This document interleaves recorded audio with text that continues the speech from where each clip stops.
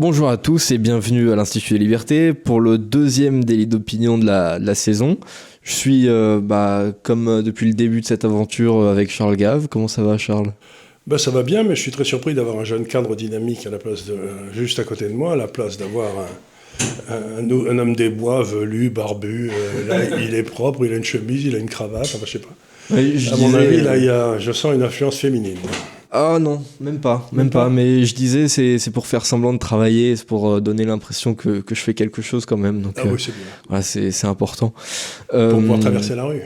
Oui, voilà, je traverse des rues, je fais des trucs comme ça, quoi. Voilà. Important, ça. Voilà. Et alors, cette semaine, vous avez fait une petite aventure. Vous étiez à une conférence qui était donc à Biarritz sur le Bitcoin. Ça, c'était il y a 15 jours ou 3 semaines. Il s'est passé un phénomène curieux, c'est que vous savez, dans le fond, quand il se passe quelque chose dans la finance, je regarde, ça m'intéresse. Donc, il y a ce truc qui s'appelle le Bitcoin, qui est là quand même depuis un petit moment, que je regarde. Au début, je me suis dit, tiens, qu'est-ce que ce truc-là, ça me paraît farfelu. Puis je regarde, j'analyse, et puis je me dis, mais non, c'est peut-être pas si farfelu. Donc, les supporters du Bitcoin organisent tous les ans une conférence. Cette année, elle était à Biarritz, où il y avait 2000 personnes qui sont venues, ce qui n'est pas rien. Ouais, c'est pas rien, ouais. Il y avait un monde fou, et puis ils m'ont demandé de donner mon avis sur ce qu'était vraiment le Bitcoin, donc c'est ce que j'ai fait. Et donc j'ai reçu, j'avais l'impression d'être Johnny Hallyday, quoi. C'était l'enthousiasme, les cris dans la foule, enfin bref. Je me dis, je suis un peu tard, c'est un peu tard pour que ça m'arrive à moi, mais enfin c'est plutôt sympa quand ça arrive, quoi. Ouais, la rockstar, quoi. Voilà, je suis en train de devenir la rockstar de l'économie. Les mecs, on n'est pas rendus. Hein. Ouais, mais c'est vrai qu'il y a... La concurrence, c'est pas terrible. Hein. Oui, c'est vrai, c'est ce que j'allais dire, c'est que ça arrive très souvent quand on est sur Instagram ou sur TikTok, vous savez, il y a ce format vertical là qui change très vite, et donc il y a toute une catégorie algorithmique qui est assez concentrée sur tout ce qui est économie, crypto, etc. Et c'est vrai que vous êtes quand même le personnage le plus divertissant dans cette série, hein. Ça c'est sûr. Je sais pas très bien pourquoi, mais enfin... Je crois que ça vient d'un phénomène, si vous voulez, c'est que je regarde les choses avec une grande affection et une grande envie de rigoler. Je passe pas de jugement de valeur. Je me dis vraiment, ça dans la série Conneries, c'est quand même très au-dessus de la moyenne, ou bien parfois il y en a un qui vous dit quelque chose d'intelligent, vous en venez pas. Donc je veux dire, je dis ça va marcher ou ça va pas marcher, ça c'est mon boulot. Mais je dis pas, c'est mal. Mm-hmm. Je dis, ça va pas marcher, on va se retrouver appauvri, puis voilà, c'est bien triste ma pauvre dame, Mais c'est vrai, je pense ça tient un petit peu de cette image que vous avez qui est à la fois divertissante et à la fois vous avez une image de vieux sage qui connaît les choses depuis des dizaines d'années. C'est ce que disait Milton Friedman quand il y avait encore lui. Quand il y avait eu la crise de 1987, vous savez, le krach du marché des actions, pendant 3 jours, c'était 1929, les journalistes étaient déchaînés. Et il avait publié un papier que je regrettais de ne pas avoir conservé dans le Wall Street Journal, dans lequel il disait, alors j'en ai entendu des conneries dans ma vie, mais ce que j'ai entendu depuis 3 jours, ça dépasse l'entendement. Vous savez, c'était comme le film où il y avait ce cafetier qui disait, vous savez, moi, monsieur, je suis cafetier, franc-maçon et socialiste, c'est pour vous dire si j'ai entendu des conneries dans ma vie. Je crois que j'aborde les questions économiques avec j'en ai entendu des conneries dans ma vie. Et quelque part, c'est divertissant, quoi. Ouais. En tout cas, oui, c'est vrai que en tout cas, quand ça vient de vous, c'est assez divertissant, beaucoup plus que quand ça vient d'autres. Je voudrais aborder aussi un petit peu votre article de lundi, donc qui parle de ce fameux discours de la fin de l'abondance. Vous analysez certaines choses et vous dites, en gros, pour qui cette situation économique va être un problème, donc pour le retraité allemand, pour les Italiens, pour les Français. Mais tout ça, ça vient de la surabondance de crétins qu'on a à Paris, Bruxelles et Berlin. Hein. Oui, évidemment, oui. C'est pas arrivé comme ça, grosse malheur la guerre. C'est arrivé parce qu'on est gouverné par des gars qui malheureusement ne comprenaient rien.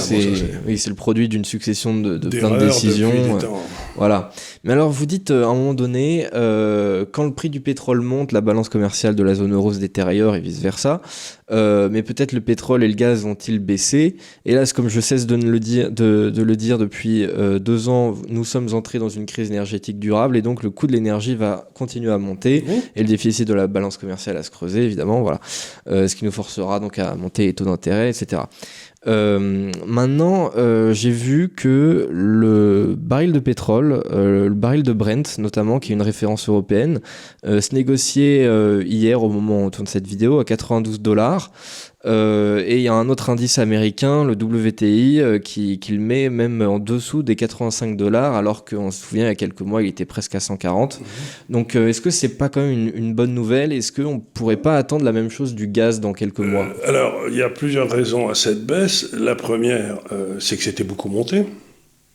Bon, c'est toujours une bonne raison. Si vous avez acheté du pétrole quand il fallait, ben vous le revendez, bon, parce que vous n'en avez pas vraiment besoin, vous avez gagné votre vie.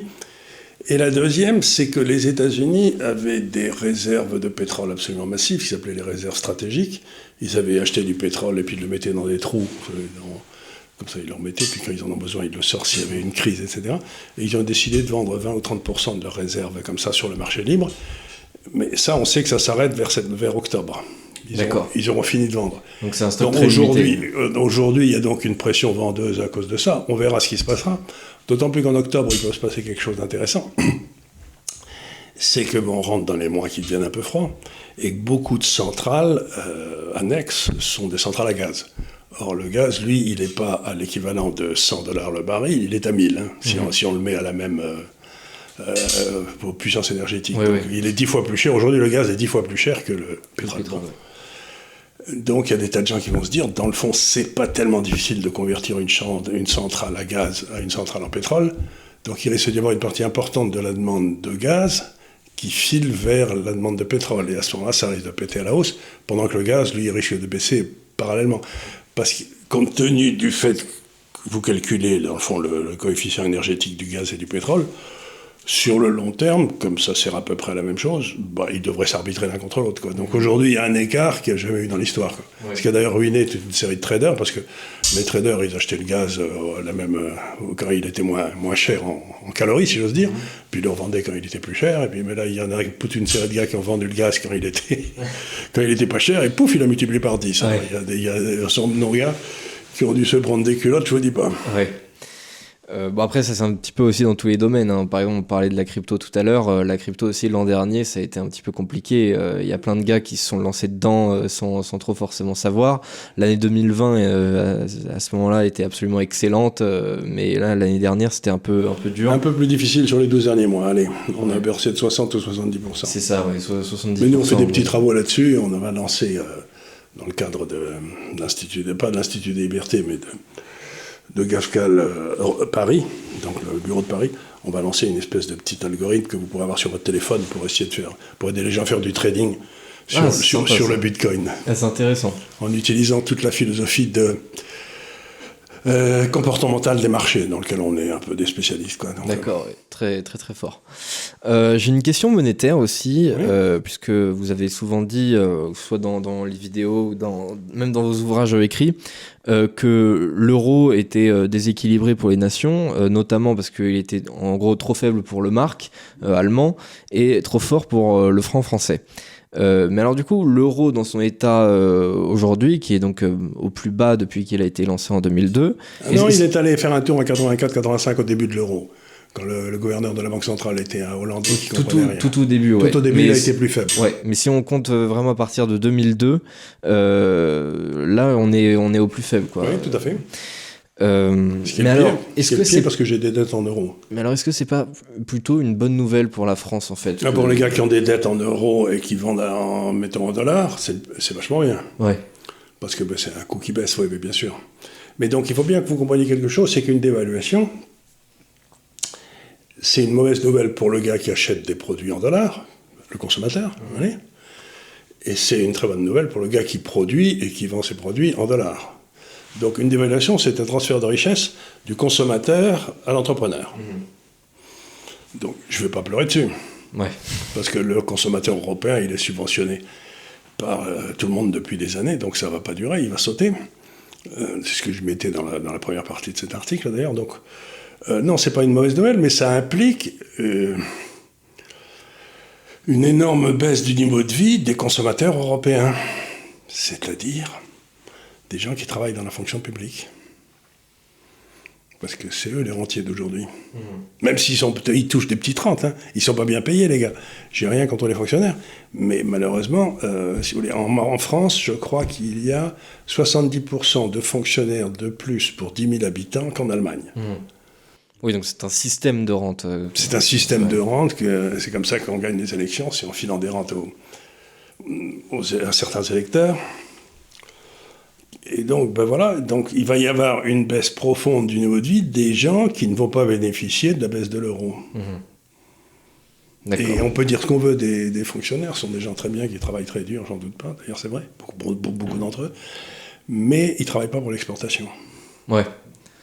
Oui, c'est pas vraiment de la création de richesse. En tout cas, ils ne travaillent pas pour l'exportation, si vous voulez. Ouais. Et alors aussi on a une grosse nouvelle cette semaine, puisque donc on va avoir aussi pendant le mois de septembre, on va en parler lors des prochains épisodes, on va avoir les législatives en Suède pardon. Le 11 septembre. Oui, ça va être très vite. En Italie. Puis en Italie, voilà. Sauf que là on a déjà un changement, c'est le gouvernement anglais. Donc avec cette nouvelle première ministre anglaise, Liz Truss. Qu'est-ce que vous pensez de cette femme ? Est-ce qu'elle a un profil intéressant, ou est-ce que c'est finalement un peu une young leader comme les autres, passée par le Forum économique mondial, etc. Oui, bof. Il faut comprendre, moi j'ai vécu 20 ans ou 25 ans en Angleterre, donc c'est un pays que j'aime bien, et le parti conservateur anglais, c'est une bête tout à fait spéciale. C'est un truc d'abord qui existe depuis très longtemps, je ne suis pas certain, mais ça va être sans doute le plus vieux parti au monde maintenant. C'est possible, ouais. Il doit avoir en tout cas, en Europe, 200 ans, c'est sûr. Ah oui, plus même, oui. Il doit remonter. Bon, alors, on les appelait pas comme ça, on les appelait les Tories à l'époque, il y avait les Tories et les Whigs, je sais plus quoi. Bon, donc c'est un parti très ancien. Et la façon dont il fonctionne, c'est que les députés, les candidats députés sont choisis par des chapitres locaux qui, dans le fond, connaissent l'agent d'assurance, le vendeur de BMW, etc., qui veut se présenter. Bon. Et donc, c'est un parti qui est vraiment géré, enfin, pas géré par la base, il est géré par le sommet, tous les gars qui ont fait Oxford, Cambridge, etc., mais les candidats, ils viennent du bas, comme ça. Et ils n'ont pas été contents de le ministre femme qu'il y avait avant. Oui, Theresa May. Bon, Johnson, il a pété un câble, il nous a fait un coup de Sarkozy, c'est-à-dire qu'il a été élu sur des idées conservatrices, et il nous a fait de l'écologie à la noix, et donc il a déçu tout le monde aussi à les rebelotes, puis il a fermé les gens pour le Covid, ce qui n'était pas une idée conservatrice. Donc la base était très mécontente. Et aussi curieux que ça paraisse, cette Premier ministre-là, qui arrive de je ne sais pas où en Angleterre, un peu du Nord là-bas, et représente assez bien la base conservatrice. Donc pour une fois, c'est pas la base conservatrice d'habitude, elle votait pour les députés conservateurs, puis ensuite il y avait les 5 ou 10 qui avaient été à Oxford ou à Cambridge qui désignaient qui allait être le Premier ministre. Là, c'est un mouvement qui vient de la base. Donc, comme elle est plutôt du peuple, ça n'a pas l'air d'être le couteau le plus affûté du tiroir. Ce que je veux dire, elle est gentille, mais enfin, c'est pas... Elle est bien, quoi. Tout le monde dit, comme elle est du peuple, elle va se planter. Ouais. Peut-être pas. Peut-être pas, oui. Peut-être pas. Elle est peut-être moins con que les gars qui ont fait Oxford de Cambridge. Je sais pas, je dis ça, je dis rien, mais je veux dire, quand je vois arriver un gars qui ne se présente pas en disant qu'il est le plus intelligent du lot, j'ai immédiatement un coefficient de sympathie assez fort. Ouais. C'est vrai qu'on est très habitué à ceux qui se revendiquent les bons élèves, etc. Ouais, voilà. Alors on avait voté pour Sarkozy parce qu'en principe c'était un cancre, et puis il n'a fait que des conneries quand même. Donc ça marche pas à tous les coups. Oui, ça marche pas à tous les coups. Ouais. Ce serait trop simple. Mais surtout, en plus, là, il y a déjà, rien que le lendemain de sa nomination, il y a déjà eu un fait assez décevant. C'est-à-dire que, comme d'habitude, le Parti conservateur anglais a fait une campagne assez conservatrice. Des deux côtés d'ailleurs, et Liz Truss, elle voulait donc cette idée dont on a déjà parlé une fois, c'était en gros financer des camps de réfugiés au Rwanda et dire voilà, alors tous ceux qui font des demandes d'asile pour rentrer en Grande-Bretagne, ils vont d'abord passer par le Rwanda. Attendez, si on les attrape en Angleterre et qu'ils n'avaient pas le droit d'être là, on les envoie au Rwanda aussi. Oui. Donc non seulement ils pourraient aller directement au Rwanda pour attendre, mais en même temps, si on les attrape pas, on les renvoie là-bas. Voilà, c'est ça. Donc ça, en gros, le but, c'est surtout de décourager les gens de passer par cette filière, parce que personne n'a envie d'attendre dans un camp au Rwanda pour rentrer et puis là-bas. quand vous rentrez dans un camp de concentration, vous savez quand vous rentrez, mais quand vous allez sortir, c'est pas évident. Voilà, c'est ça. C'est en général, ça prend du temps, quoi. Voilà, je sais pas si la sortie est libre ou pas dans l'idée, mais enfin bon, ça c'est encore de la prospective. Mais donc elle a fait campagne un peu sur cette idée qui nécessitait donc une réforme interne de la considération des principes de la CEDH. Donc campagne assez droitière, assez conservatrice. Oui, et ce qu'il y a d'extraordinaire, c'est que la CEDH se reconnaît compétente pour continuer à emmerder l'Angleterre. Oui, voilà. C'est quand même, alors qu'ils sont sortis de l'Europe, donc on se dit, mais dans une seconde. Oui, mais c'est parce que la CEDH dépasse l'Europe et malgré tout, ça reste un pays signataire comme nous, on l'a été en 1974, même si De Gaulle voulait pas la signer à la base. Mais voilà, elle continue d'emmerder tout le monde. On a remplacé le gouvernement, le rule of law, vous savez, la règle du droit, enfin l'état de droit, on l'a remplacé par le gouvernement des juges. Oui, et des juges en plus pas forcément pas nationaux. Et donc ça me paraît être un très gros loup. Et si elle commence dès le départ à reconnaître la compétence de la CEDH dans des affaires qui, dans le fond, ne regardent que l'Angleterre, c'est-à-dire l'immigration, ça va partir vite en bisbille. C'est-à-dire que oui, ce sont des règles qui sont assez impopulaires. En plus de ça, je veux dire, c'est une question de cohérence. Si on veut sortir de l'Union européenne parce qu'on veut affirmer la primauté de son droit, etc., derrière, il faut aussi remettre en question les textes de la CEDH. Enfin, il faut sortir de la CEDH et dénoncer les accords. Et donc voilà, elle a fait campagne sur ces idées-là, et déjà dès hier, on savait que ce projet-là allait être reporté probablement ad vitam. C'est-à-dire que ce projet-là, il faut d'abord, il ne peut être mis en place que si les textes qui relient l'Angleterre et la CEDH sont abolis. Oui, voilà. Parce que sinon, pour l'instant, juridiquement, et les Anglais sont très sensibles à la permanence du droit, juridiquement, l'Angleterre est toujours tenue par ces textes qu'elle a cités, qu'elle a signés. Donc, oui. Voudrait-elle sortir que ces juristes lui diraient probablement non, on ne peut pas. Oui, voilà, donc ça nécessite une grosse réforme quand même, c'est un gros chantier. C'est-à-dire que sortir des saloperies dans lesquelles l'Europe nous a mis, ça va pas être facile. Hein. Oui, mais évidemment, oui. Et surtout, sur le chemin, il y a beaucoup d'embûches. Donc voilà, pour l'instant, c'est pas gagné, mais encore une fois, au moins, ils ont pris la décision en tant que peuple de sortir de tout ça. Donc, ça met un temps fou, mais c'est pas... Ils ont déjà fait la moitié du chemin. Oui. On n'a même pas commencé. Même, je trouve même que c'est la moitié la plus dure. Je trouve, oui, la moitié la plus dure. Oui. Sortir de l'Union européenne, ça me paraît plus difficile que juste sortir de la CEDH, qui est en gros un traité que environ 50 nations européennes ont signé. Mais c'est très embêtant la CEDH, parce que par exemple, en France, on a signé le traité de Marrakech, et dans lequel, si vous voulez, qui régule l'arrivée des immigrés chez nous. Mais s'il y a un type qui arrive, qui est repoussé, je sais pas quoi, et qui porte plainte à la CEDH et que la CEDH donne tort à la France, à ce moment-là, ça veut dire qu'on est cuit. C'est-à-dire que le traité de Marrakech s'applique. Quand il a été signé par M. Macron, il nous a dit il ne sera jamais appliqué à la France. Et j'ai failli lui demander, mais s'il n'est pas, si j'avais pu, s'il n'est pas appliqué à la France, pourquoi l'avez-vous signé? Oui, c'est ça. Pourquoi signer autre des trucs qui ne s'appliquent pas? Vous voulez que ça s'applique à qui? Donc il y a toute une série de trucs comme ça. C'est comme ça qu'on s'est fait bouffer petit à petit par l'Europe, en signant des choses dont on disait ça ne s'applique pas à la France. Ouais. Et puis à chaque fois, on découvre avec stupéfaction que si, ça s'applique à la France. Oui, en plus, à chaque fois, c'est un outil bien pratique parce que y a des choses comme ça qui sont pas forcément très populaires, mais que les gouvernements ont quand même envie de faire ou envie de s'auto-empêcher de faire. Et c'est bien pratique de dire, ah bah oui, mais c'est à cause du traité qu'on a signé, c'est l'Europe, c'est la CEDH, donc on peut pas le faire. Oui, bah voilà, du coup, c'est pas notre faute. Bah du coup, pourquoi on vous a élu si vous êtes responsable de jamais rien, quoi. Voilà. Donc, voilà. C'est la vraie question. Et ça nous amène à une question qui est importante, c'est que On voit bien que la crise énergétique, ça fait jamais 20 ans qu'on nous casse les pieds avec l'énergie. Hein. Quand il fallait changer de modèle énergétique et tout. Bon, très bien. Et puis on a une crise énergétique absolument majeure et ils n'ont rien vu arriver. Ouais. Mais que dalle, c'est vraiment effrayant. Et en plus, quand on les regarde, on a vraiment l'impression qu'ils n'ont pas la moindre idée de ce qu'il faut faire.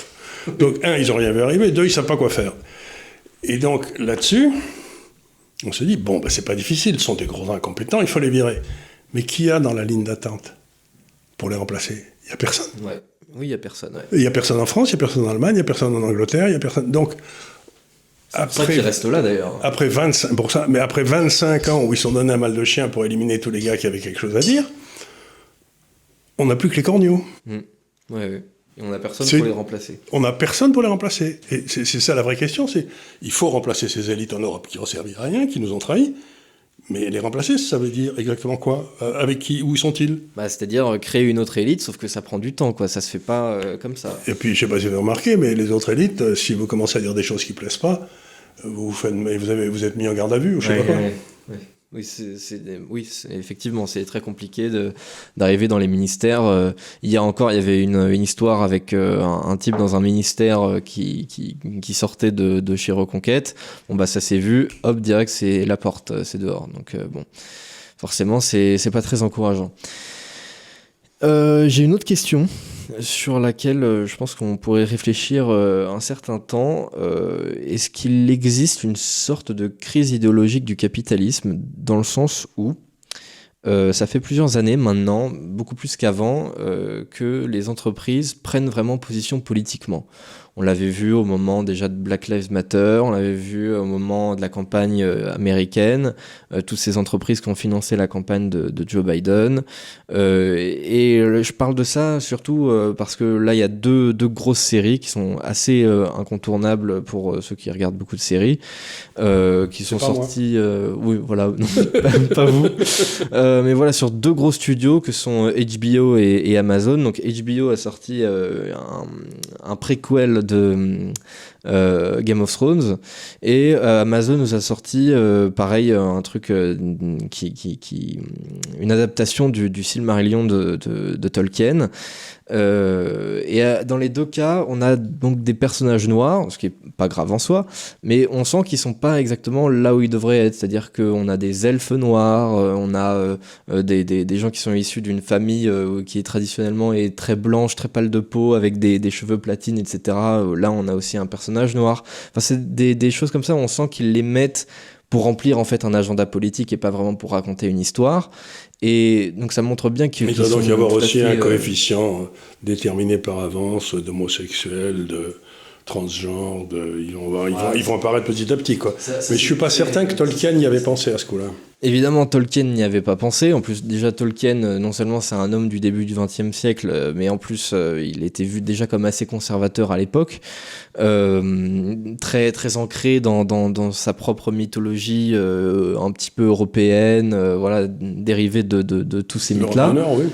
Et donc il y avait assez peu de Noirs en Europe du Nord vers le 6e ou 7e siècle, quoi. Voilà, c'est ça. Je ne veux pas dire du mal de Jean-Thérèse, mais... Il a voulu créer, dans son intention, c'était créer une sorte de mythologie un peu anglaise, avec des personnages, Vous savez que les elfes, cartes nouvelles. C'est les Irlandais, les nains, c'est les Gallois, les hommes, c'est les Anglais, et les Écossais, c'était quoi déjà? C'était... Je ne sais plus ce que c'était, les Écossais. Bref, c'est... oui, une sorte d'analogie là-dedans. Il y a une analogie, et c'était... Donc voilà, donc c'est ancré quand même dans un imaginaire qui est assez réel. Et là, voilà, on met des personnages. Alors, c'est pas grave qu'il y ait des personnages noirs, hein, évidemment, mais c'est-à-dire que c'est amené d'une manière où, si on nous avait dit, par exemple, bon, voilà, il y a une ethnie, on n'en a jamais parlé, mais bon, ils sont noirs, voilà, ils sont dans la série, bon, bah voilà, c'est expliqué, c'est justifié. Mais si on commence à dire que les elfes, qui ont quand même une description physique extrêmement précise, ils sont tous très très pâles de peau, etc., et qu'on commence à mettre des noirs là-dedans, ou chez les nains qui vivent sous terre, donc va falloir m'expliquer comment ils sont bronzés. Bon, bah là, ça devient tout de suite vraiment un agenda idéologique. Mais dans toutes les séries qui arrivent de Hollywood aujourd'hui, vous avez cet agenda idéologique, ce qui fait que ça devient à peu près impossible de raconter une histoire. C'est ça. Normalement, bon, ouais. Je ne sais pas répondre à cette question parce que Ceux qui répondront à cette question, c'est ceux qui regardent ces séries. Oui, donc évidemment. si ça leur plaît pas, ben, ils ont une façon très rapide c'est de relire Tolkien et de pas regarder la série en question. Ils rigoleront beaucoup plus. Donc pour moi, il y a une espèce de... comment dire, d'agenda qui est par cette classe dominante mondiale, etc. Donc il faut qu'il y ait la représentation. Bon, si cet agenda vous plaît pas, bah, vous écoutez pas ce qu'ils disent, quoi. Vous lisez pas ce qu'ils font, vous regardez pas ce qu'ils produisent. Ouais. Mais donc, alors... pour moi, la seule réponse que je peux donner, c'est certainement mauvais, parce qu'on fait pas de bonne littérature avec des bons sentiments. Je sais pas qui disait ça, mais c'est vrai. Et donc je crois qu'on fera pas des bons films avec des sentiments à la noix. Donc pour moi, Legolas, dans Tolkien, vous savez, c'était l'elfe qui tirait à l'arc, là, ben, d'abord il était beau comme un dieu, et puis ben, il était blanc. Oui. À mon avis, il était blanc. Oui. Je confirme, il a toujours été blanc. Et il est blond avec quasiment en blanc, quoi. Donc ben, je me dis, bon, si on fait un Legolas noir, je sais pas, moi ça me gêne pas, mais ça me paraît rajouter une complexité au récit qui est pas... Voilà, je suis pas convaincu. Oui, qui n'est pas forcément utile. Je préférerais qu'on me fasse une belle série sur des mythes noirs. Alors ça m'intéresserait beaucoup. Oui, bah voilà, il y a quelques années, par exemple, Marvel, les studios Marvel avaient fait un film qui reprenait plus l'imaginaire africain, même si c'était fait par Hollywood, avec cette histoire de Black Panther, là, le héros d'un pays imaginaire africain. Bon, bah là, évidemment, ça va de soi que tous les personnages sont noirs. Bah, c'était comme le roi lion. C'était le pied, le roi lion. Parce que c'était vraiment la description de l'Afrique. On voyait le soleil se lever sur la savane. C'est très beau, ce film. Et donc, bah, on se rendait bien compte en fait, c'était tous des images de noirs. C'était pas gênant. Ouais. Mais, donc, j'ai rien contre le fait, mais... je sais pas que... Ils font pas partie de notre histoire avant le XVIIIe siècle. Oui. Avant, on en voyait de temps en temps. Oui, et d'ailleurs, même lorsqu'ils en font partie, c'est à des rôles qui s'expliquent, quoi. Je veux dire, on peut même avoir dans l'idée un noir au Moyen-Âge, si c'est expliqué, c'est pas forcément un problème. Il y avait des ambassadeurs qui arrivaient. Mais il y avait eu une série il y a quelques années sur Anne Boleyn. Anne Boleyn était noire. Il y avait une série sur Spartacus. Spartacus était noir. Enfin voilà, des choses comme ça. Il était Thrace. Il n'était pas noir. Voilà. Mais donc, il n'arrivait pas de Libye. Là, en l'occurrence, c'était des séries qui étaient assez mauvaises, et donc elles étaient très, très, très facilement évitables. Là, on arrive quand même à un degré où la série atteint un certain niveau de qualité, et donc elle est de moins en moins évitable. C'est-à-dire que, bon, on peut toujours refuser de regarder, mais au bout d'un moment, à force de refuser de regarder, on regarde plus grand-chose, quoi. Et pareil... Moi, je regarde TikTok. Voilà, vous pouvez regarder TikTok. Parce que, au moins, mon attention, je peux changer souvent. Si c'est pas bien, je change. Mais alors là-dessus, on a vraiment échangé les rôles parce que moi, TikTok, j'arrive pas trop à m'y mettre. Pourtant, j'ai plutôt l'âge. Et vous êtes bien dedans. TikTok me fait rire, c'est pas croyable. Ouais. Il y a des histoires d'animaux dedans, ça fait mon bonheur. Enfin bref. Mais donc voilà, c'était un peu ma question parce que je sais pas, c'est une espèce de... C'est-à-dire, ça correspond, que je crois, à quelque chose de très profond. C'est que c'est vraiment l'arche de Noé. Pas l'arche de Noé, la tour de Babel. La spécificité du monde dans lequel on vit, c'est qu'il y a eu beaucoup de civilisations très différentes les unes des autres, hein, avec des façons de procéder qui n'étaient pas du tout les mêmes. Et à l'intérieur de chaque civilisation, par exemple la civilisation européenne, vous avez les Français qui ne sont pas des Anglais, qui ne sont pas des Italiens, on est aussi très spécifique. Donc, il y avait une valeur donnée à la spécificité. Et aujourd'hui, on est en train d'essayer de nous expliquer que cette spécificité n'existe pas et que la seule chose qui compte, c'est le truc mondial. Il n'y a qu'une civilisation mondiale dans laquelle il y a toujours eu des Noirs, etc. Bon, ça me paraît vraiment la malédiction de la tour de Babel. Ça peut pas bien se terminer parce que on est heureux que quand on vit dans des gens qui correspondent un peu à la façon que vous avez de penser, quoi. C'est par exemple vivre dans une société confucéenne. Si vous êtes un chrétien, ben c'est pas de la tarte. Ouais. C'est pas de la tarte parce que Confucius privilégie le groupe et nous on privilégie l'individu. Donc on se retrouve en se disant ben qu'est-ce qui se passe, quoi. Donc voilà, je veux dire, les valeurs de chaque civilisation sont pas les mêmes et c'est une richesse. Donc c'est pas un appauvrissement que de raconter une histoire qui se passait dans la Grèce antique, je sais pas, les tragédies grecques ou je sais pas quoi. Ben oui, Oui, et puis ça Ils étaient plutôt blonds yeux bleus, les Grecs. Hein. L'exemple que je prends en plus crée une sorte de malaise parce que je sais pas si en plus les Noirs sont spécialement contents de voir des rôles comme ça où ils sont pas forcément censés être et bon bah ils y sont. Les Blancs, bon, il y en a qui sont pas du tout gênés évidemment, mais il y en a que ça gêne un petit peu. C'est-à-dire que... On se dit qu'est-ce qu'il faut là ? Bah c'est ça, c'est-à-dire que c'est un peu gênant. On a des films depuis les années 70 américains où bon c'est pas grave si on a Danny Glover ou Will Smith dedans, ça reste des très bons films. Et c'est pas, si ça se passe dans la société américaine, c'est pas un problème. Mais si ça se passe dans la société européenne, à la cour de Louis XIV, je sais pas quoi, j'en avais pas des masses quoi. Et ce qui est aussi gênant, c'est que on ne semble pas avoir de gros studios, que ce soit pour faire des films ou des séries, qui puissent rivaliser avec les autres sans se revendiquer un peu directement ou indirectement de cette idéologie-là. Ah ben c'est évident, parce que vous recevez des commandes publiques. Donc pour revenir à la maladie du capitalisme à laquelle vous avez fait allusion au départ, le capitalisme, grosso modo, c'est la concurrence et c'est la création destructrice. Ouais. Mais vous remarquerez que tous ces gens, Amazon, etc., ils sont transformés en monopole, qu'ils ont des relations très privilégiées avec les États, qui les aident à garder cette position de monopole, si vous voulez, oui. Google, etc. Donc c'est plus du tout du capitalisme, c'est ce que j'appelle du capitalisme de connivence, et c'est quelque chose contre lequel il faut lutter fortement. Et le rôle de l'État, quand on commence à voir émerger ces espèces de trucs qui ont une tendance monopolistique, c'est de les casser, pour les empêcher de faire du mal. C'est ce qu'avait fait Theodore Roosevelt au début du XXe siècle aux États-Unis. Il avait cassé Standard Oil. Il en avait fait 7 ou 10 différentes compagnies pétrolières. Ce qui avait fait d'ailleurs la fortune des Rockefeller de façon incroyable. Mais c'était très bien d'ailleurs. Mais je veux dire, le but du capitalisme, c'est quand même la concurrence. Oui, absolument. Oui. Et la maladie du capitalisme, c'est le monopole. Et quand le monopole privé est soutenu par l'État, vous rentrez dans un scénario qui devient vraiment révolutionnaire. Oui, et en plus ça va dans les deux sens puisque ces entreprises-là soutiennent aussi l'État. Soutiennent également ceux qui les soutiennent dans l'État. Voilà, donc c'est quelque part c'est assez logique, mais même s'il y a quelque part un peu de concurrence dans la mesure où par exemple Amazon c'est pas le seul studio à faire des séries, ou c'est pas le seul studio à faire de la VOD comme Netflix. Non mais s'ils font tous la même série. Voilà, ils font exactement tous la même chose. C'est exactement comme les nouvelles au journal de 20h. Que vous alliez sur BFM, France 2, vous avez les mêmes nouvelles dans le même ordre, et vous dites, il y a quelqu'un qui a fini un papier.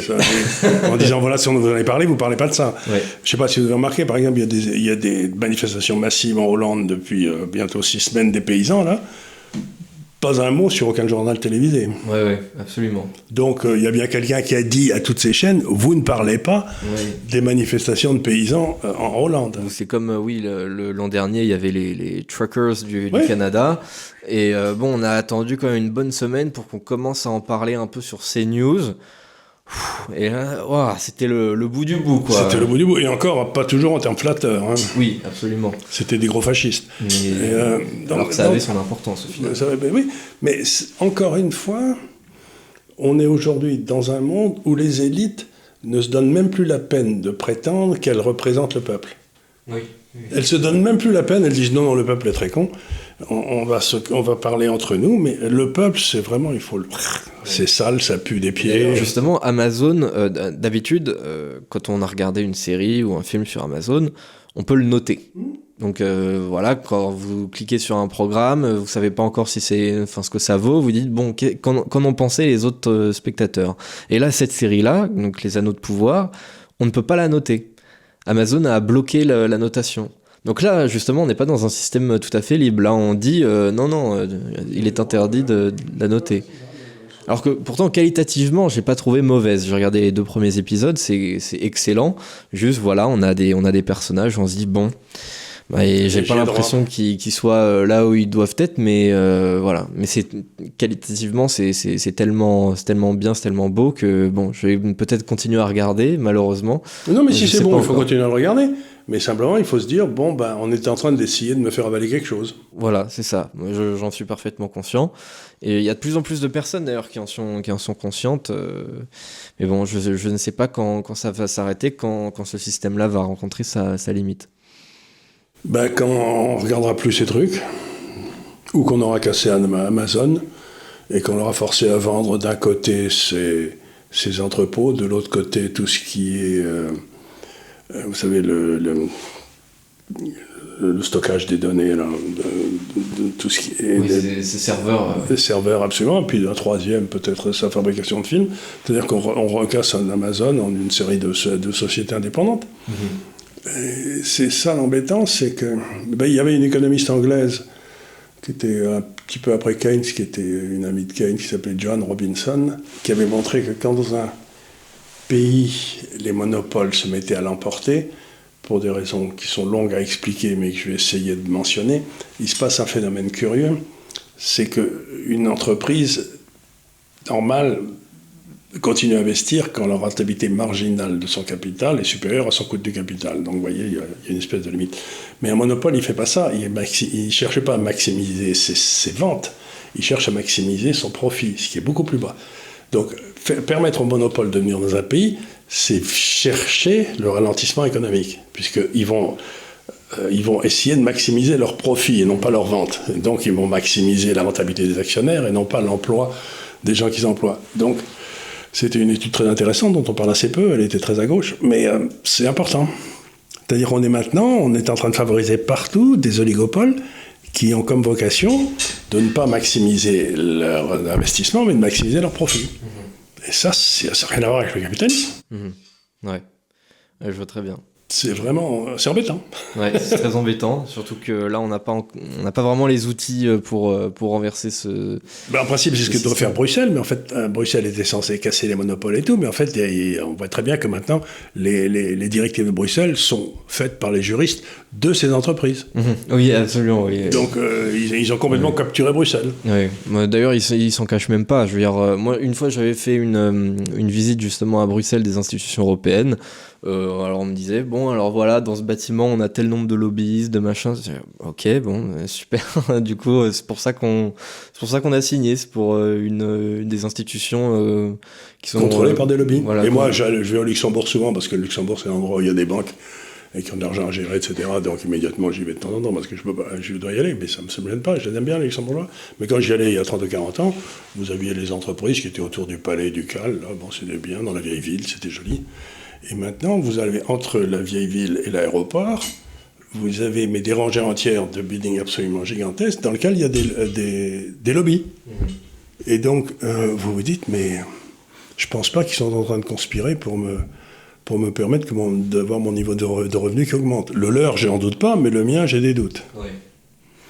Ouais, effectivement. Donc c'est très inquiétant quand toute cette construction me met très mal à l'aise quand je vois que la ville qui a connu le développement le plus fort aux États-Unis depuis 50 ans, de loin, c'est Washington. Vous vous dites, je sais pas ce qu'ils conspirent, je sais pas ce qu'ils sont en train de faire, mais je suis sûr que je vais pas y gagner, quoi. Ouais. C'est du maintien, même de l'accélération d'intérêts personnels. Voilà. Et c'est de l'État qui augmente de poids et qui impose sa volonté petit à petit à tout ce monde économique. Oui, et inversement aussi. Il y a une espèce de copénétration ils copulent comme des fous. Voilà, donc je voulais discuter un petit peu de ce sujet-là. Mais c'est un des graves problèmes dans lequel notre société est confrontée. Et là, il faut lire le livre de Bertrand Jouvenel qui s'appelle « Du pouvoir ». C'est une tentative pour comprendre la façon dont l'État augmente toujours. Quoi qu'on fasse, l'État augmente toujours. Donc comment contrôler cette espèce d'énorme monstre, le Minotaure, comment l'empêcher de nous bouffer ? C'est ça la vraie question. Et là, il ne donne pas les solutions, mais il décrit très bien le mécanisme qui permet à l'État de croître toujours. Donc si vous n'avez rien de mieux à faire, lisez Bertrand Jouvenel, Du pouvoir, c'est vraiment bien. D'accord, très bien. Bon, écoutez, moi j'en ai terminé avec mes questions avec cette émission. Comme d'habitude, je redistribue tout le monde vers nos réseaux sociaux. Je précise d'ailleurs, je crois que je vous le dis jamais, mais il faudrait que je vous le dise, les articles du lundi de Charles Gave sont souvent mis en mode un peu résumé sur Instagram. C'est vraiment très bien fait, ça vaut vraiment le détour.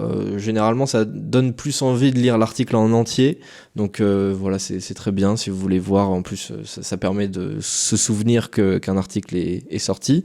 Donc, je vous redirige donc vers notre page Instagram, évidemment vers notre page TikTok aussi, où Charles est extrêmement populaire. J'arrive pas à le croire. et aussi... Je fais compétition à des jeunes filles à poil. À des jeunes filles à poil, à des chats qui font des trucs des chats qui font des trucs à la morale. Enfin, bref. Des chiens qui sont couillons. Ouais, donc en plus la concurrence est rude, quoi. La concurrence est rude. À des stars de la télé-réalité aussi. Enfin bref, vous êtes vraiment dans un univers où on croirait pas vous voir, mais vous êtes très à l'aise. Ouais. Donc ça marche très bien. Voilà, vers le blog de l'Institut des Libertés, aussi vers notre page Twitter. Et n'oubliez pas que sur le blog de l'Institut des Libertés, vous trouvez tous les articles que j'ai fait depuis 10 ans à l'Institut des Libertés. Donc si vous avez rien de mieux à foutre, vous regardez en arrière. S'il y en a un qui vous intéresse, vous le lisez, quoi. Je veux dire, c'est l'avantage de l'écrit, c'est que scripta manent. Ça reste, oui. Ouais. Les écrits restent, disaient les Romains.